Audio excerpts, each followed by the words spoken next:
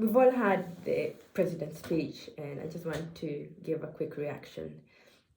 We've all heard about how they're trying to deal with the deficit, cutting it in half and borrowing half, and really cut down on lots of things, which is a good way forward. But what does it mean for you? What does it mean for Kenya? What does it mean for the economy? What does it mean for working people who have a lot of debt as well? And what does it mean for somebody who is trying to get financially free? That's what I'm going to talk about briefly. First of all, I'll say that the reality is that there's 4 different classes that exist in Kenya.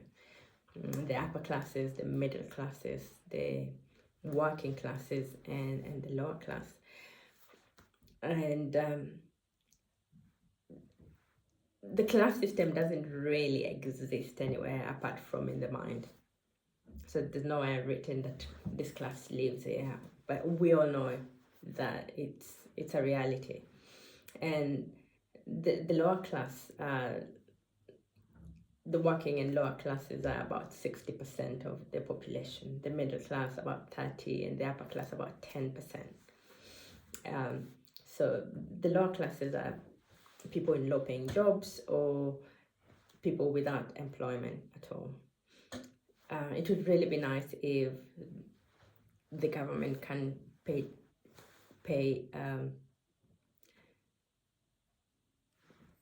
benefits to these people, because the biggest challenge in this group is people are trying to survive. They're trying to put food at the table. They're trying to put roof over their heads and clothe themselves. And if you're in this situation, sometimes it's hard to do any development thing or even think of ways to better your economy or better anybody's life. And the working classes, some of them are not even better off. Some of them are only surviving because of the social capital they have.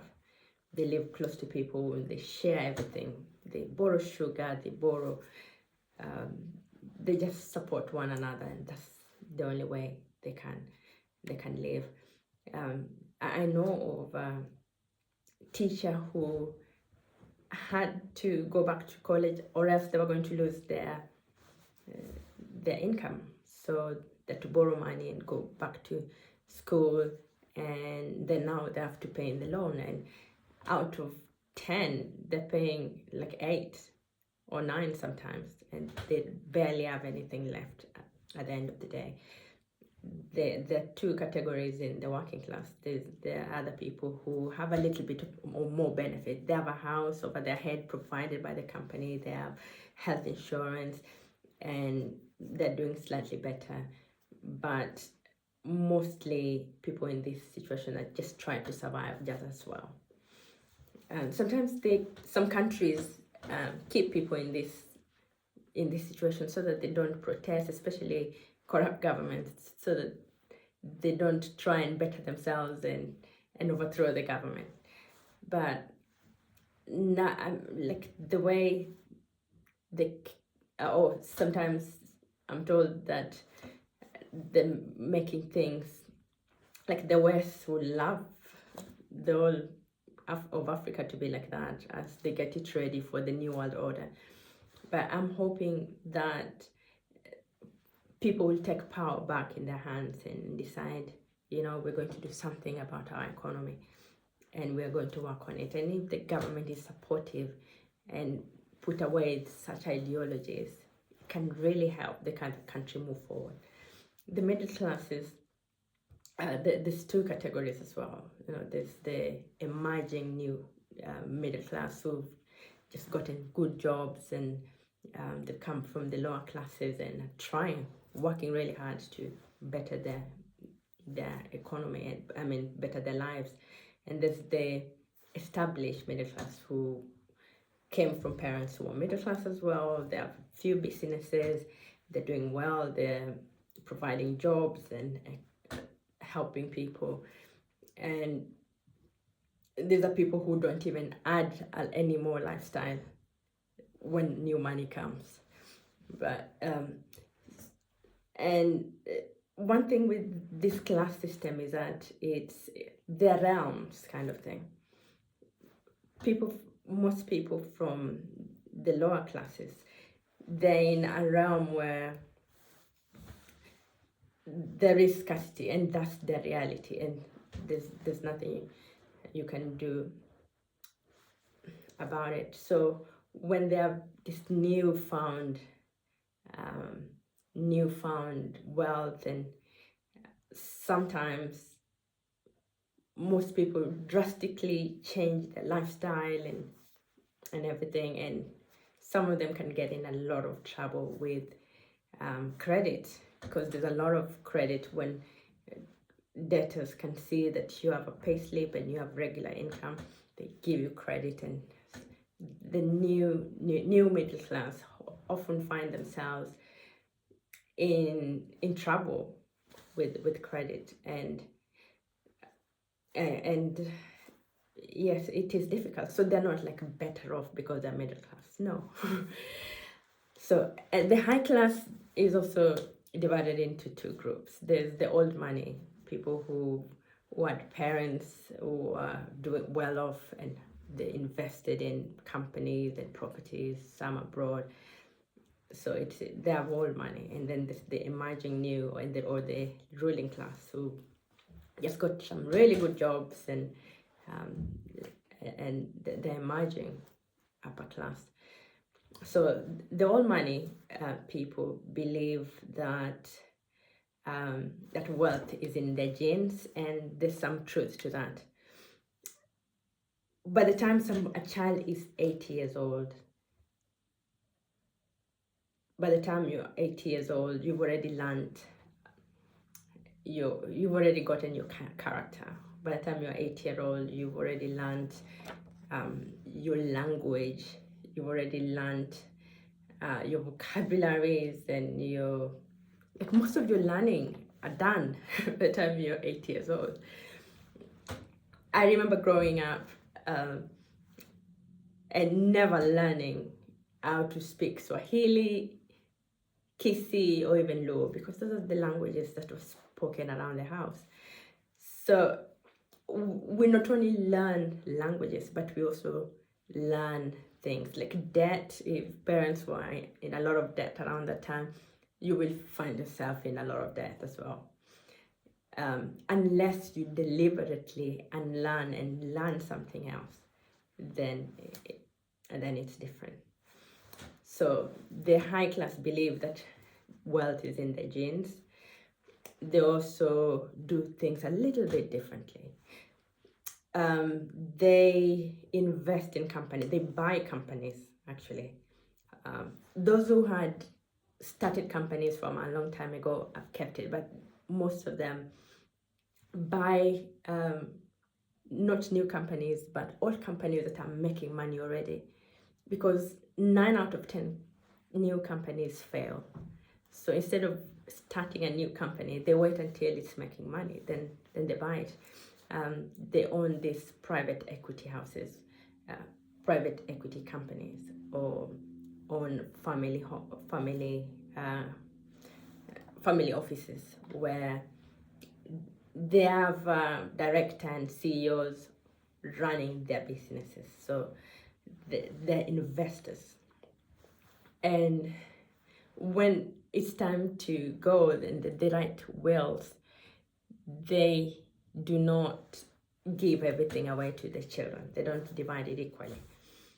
But they leave the wealth in the trust in one place where it's looked after by somebody employed by the company, by the family. They might give 20% to people, but most of it is held in trust with laws on how it is governed. They've written what they did and what has to be done going forward.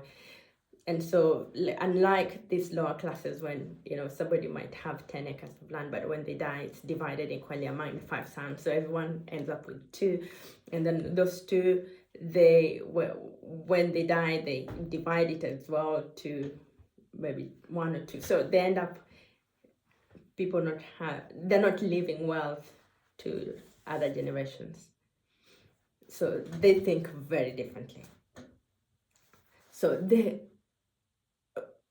there is 4 different financial health levels that people in one or in all of this this realms or these classes have. So the first financial health level is where numbers don't add up, like what we're going through in Kenya right now. So it doesn't matter whether you're earning £1 million or £2 million or 2 million Kenyan shillings, sorry. It doesn't matter how much money you're earning. If your spending is more than what you're earning, you're going to be in trouble. And what should you do? The best thing is to write down all the list of your budget. Cut out, cut back on some, look for better, cheaper deals to take care of this so that your budget adds up. If you keep on borrowing more money, sooner or later you're going to be in trouble. So I don't think borrowing is a solution unless you know for sure this is borrowed and this is the money we're expecting to pay it back by this time. Then you're sure. But just leaving it up in the air because you know you're going to be there for 3 more years, 2 more years, and it's going to be somebody else's problem. That is not a good way to go. On a personal level as well, we shouldn't be living beyond our means. We should live within our means. The second health level will be where you're breaking even. You're getting, the country's getting this amount of trillions and they're living within their budgets. That is good, that is cool. But the only problem is that if anything happens, if there are emergencies, then you don't have a way out. So at home as well, just make sure we are living within our means. The third level is having a little bit extra where you're saving. Yeah. So this can be from a lower class or middle class or upper class. It doesn't matter. These health levels can be anywhere. You could be in the upper class, you could be in the in the elite ruling class, but you're spending more than you're earning, so you're in trouble. Better than somebody in the lower class who they have 1,000 and they're spending 1,000 or they're spending 900 Kenyan shillings, so they have a surplus of 100. So they're financially better off health-wise than the person in the higher class. So the only problem with the third level is that yes, they might be saving money, but they're saving to use. They're not saving to invest. Let's say there's one expense that happens once a year, like Christmas or traveling a country. So they have enough for the month and they're putting aside some money, and so when it's time to go home, they have enough to go home and come back in. But then that's the end of it. They're not saving for investing. The fourth level, which is the best level, is where you have surplus and you're saving not just to spend for the year, but you're investing in something that brings more money in. So the more income streams a person has or a family has, the better it is for you, because if anything happens to one, you have something else to fall back on. And emergencies do happen. We're living on planet Earth. You know, even in Egypt, there was famine, and God orchestrated it and made Joseph to go and help Egypt. So famine is a part of life. So we need to be able to have more than one income streams as a country and as individuals. And And wealth has footsteps. Just look at, the high class. What do? They're all money. How do they make their money? They invest in businesses. They buy businesses. So the best thing is to do is not to go and start a business from scratch. It is hard. It takes a long time, and it is. Let's say you're in middle class and you want to transfer from your employment to a business. It's almost impossible, because if you have to give your business 100% and your new venture 100%, it might be even impossible. The easiest and best way to transition from employment to investing or business ownership is buying a business, because from the word go, you can pay yourself full amount of money. You can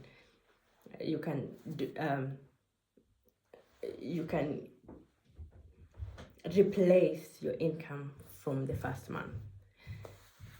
So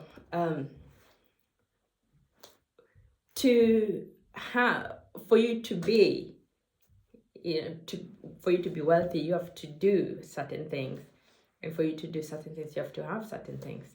So for you to be wealthy, we have to be wealthy first. You have to leave that realm of poverty consciousness to the other realm of there's abundance, and that's something you can do intentionally. They're all just realms. They're realms that you can access with thoughts. People in the high class have thoughts of abundance, and so they have creativity. They have this downloads of what to do, and they do it, and things work out. While people in the lower classes, they've tapped, that thoughts are grounded into this realm where there is scarcity, and there's those such amazing downloads to give them that. So you can just decide, I want to be in this class, and then start thinking that way. And sooner or later you'll get there. Some people like Elon Musk, Bill Gates, and Steve Jobs, they're all droppers. They're all school droppers. So it's not about having the education, but it's about having self-education, where you have to intentionally decide, this is the place I want to be, this is the amount I want to make, so I'm going to do something about it. And reading a book is leverage. One thing that the high class people do, they use leverage. So that's somebody's 30 years or 50 years, reading it in 1 week, downloading it into you, and going forth and changing your life one time one thing at a time. And before you know it, you're thinking like a wealthy person, and you're becoming a wealthy person. You're doing things that wealthy people do. You're negotiating, you're persuasive, you're hardworking, you're resilient, because whatever you are is determined by what comes into your mind. So what's the way forward? I propose that the way forward for us as a country, first of all, is to find out a way of cutting back further, cutting off some things, or finding a way to get the money to make sure the budget is balancing. There's no way about it. There's no other way about it, because the more we have to stop this cycle. It's a cycle of debt which will never end unless somebody puts the feet in the sand and say it stops here. The other thing we can do as a country is it possible to introduce some policies and legislations to help people who have been imprisoned with debt? Countries like Israel, even the United Kingdom, they have options like individual voluntary arrangement, IVA, where after 7 years somebody can enter. If you're really, really stuck, you can get into that program, and then somebody can negotiate for you and get at least 80% of your debt cancelled.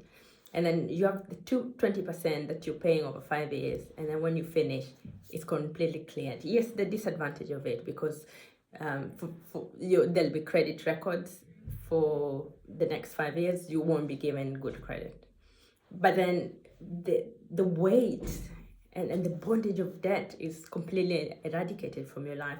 You can think again. You can start thinking about development and live a little bit more. So if the government of Kenya can also help the common mwananchi do that, it will be really amazing. The second thing we can do as a country, as Kenyans, is to work out how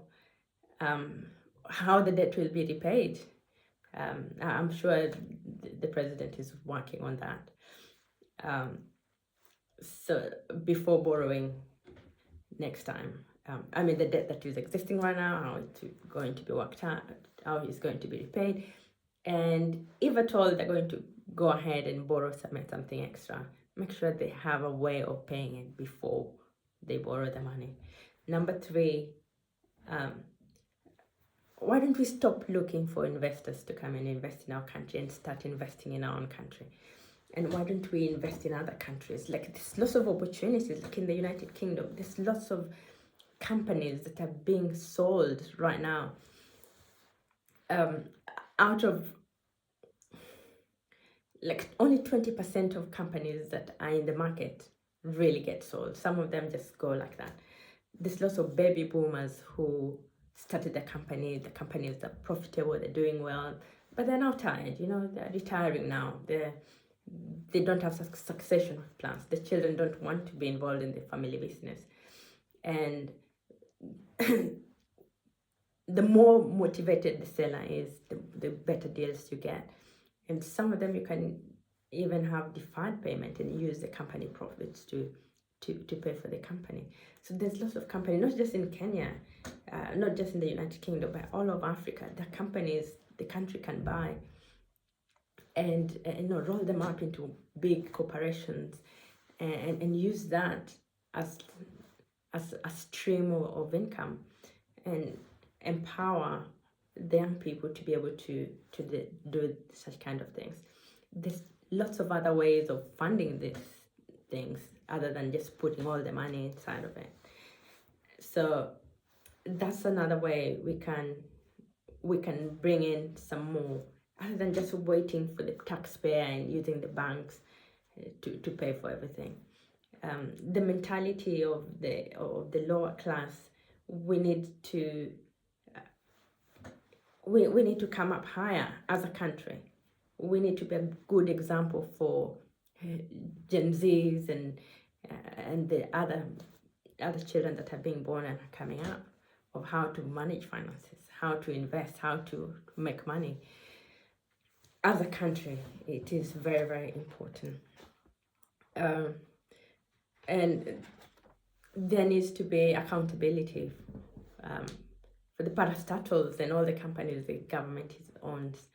There need to be, how much are they making? Are they adding to our economy? Bomas of Kenya and things like that. Museums and all the things the government owns, how much is it making? Is it worth it?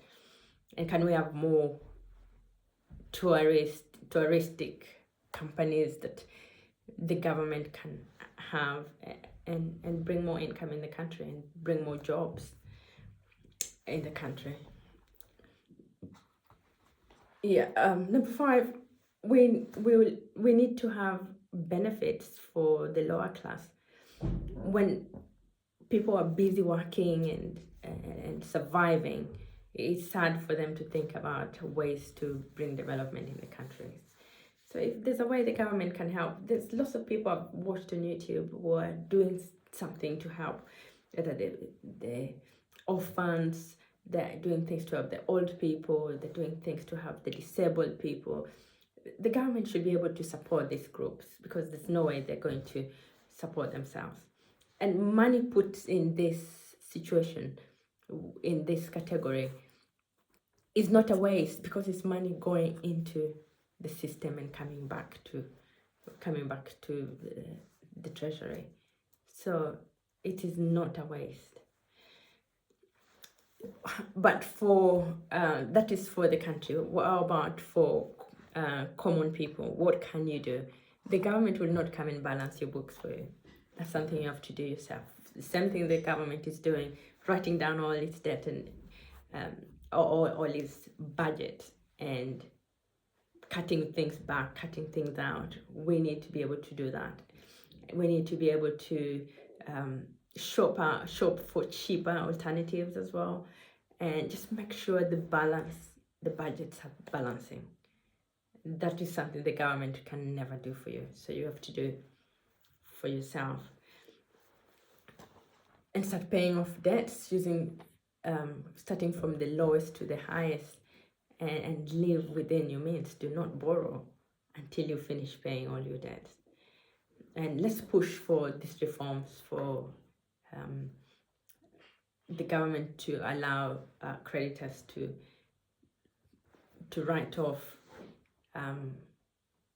percentages of debts, you know, like what Israel are doing, you know.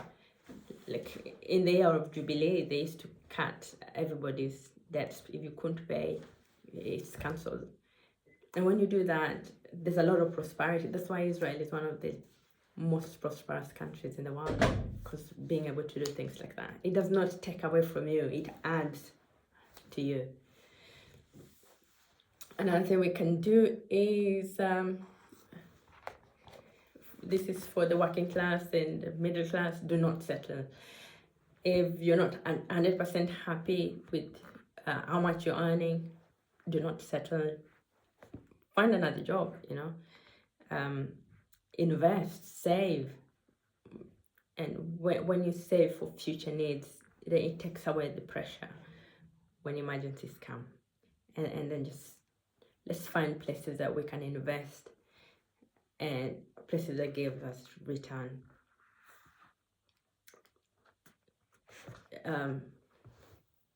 But for you to be able to really do this well, you have to have self-education. Maybe you did not have good education. It doesn't really matter. People like Steve Jobs and Bill Gates and Elon Musk, they're self-taught billionaires. They just decided to, you know, do self-education. So having no formal education or not having a degree is not an excuse for not being financially sound. Go to the library, you know, use the internet and find out what are people doing out there. What are the first class doing? Actually, the high class are buying businesses, and there are lots of ways of raising capital to buy businesses. There's lots of ways of getting business without using your own money. You can research that, and success has clues. Find out what this very successful are doing and do it, and you'll get it. The qualities of successful people, you know, like hard work, you know, accountability, focus. Just find them and learn them, and it's just a matter of time before you're where you want to be. I'm going to finish with a quote from the book of Matthew that says, "For those who have, more will be given, and for those who do not have, even the little they have will be taken away from them." The first time I heard about that, I thought, that's very mean. Why does it have to be like that? It is a law, because those who have, there's something they're doing that is different from the people who don't have. For those who have,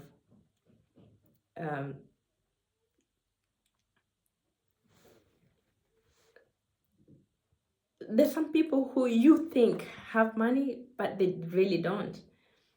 Yeah, especially people who are stealing other people's money, and you see them in flashy cars and all that. Most of those people don't even have enough, because if they got it in wrong ways, it's gonna go. Whatever comes easy goes easy.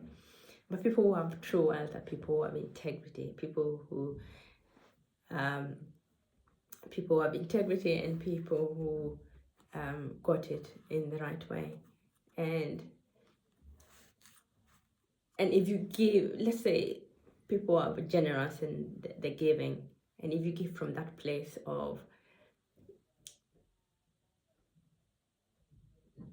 I'm going to stay in that realm of abundance, then more will come to you. But if you give from the realm of scarcity of, I don't even have, but you just take this, then nothing comes back to you. So find out about staying in the realm of abundance, and more abundance will come to you. I just thought I'd share some of these financial laws to add to the conversation going on about debt. I really commend a video I watched about a guy called Jimmy Mwangi. He was talking about the realities of government debt. If you haven't watched it, go and watch it. This is a little bit different. He's talking about personal debt. What does that look like, and what can you do to be better off? If you have any more views and comments, please comment in the write your comment in the comments below, and subscribe, because I'll be talking more about these things in the future videos so that you don't miss out. Thank you for watching. I look forward to seeing you in the next video. Thank you. Bye.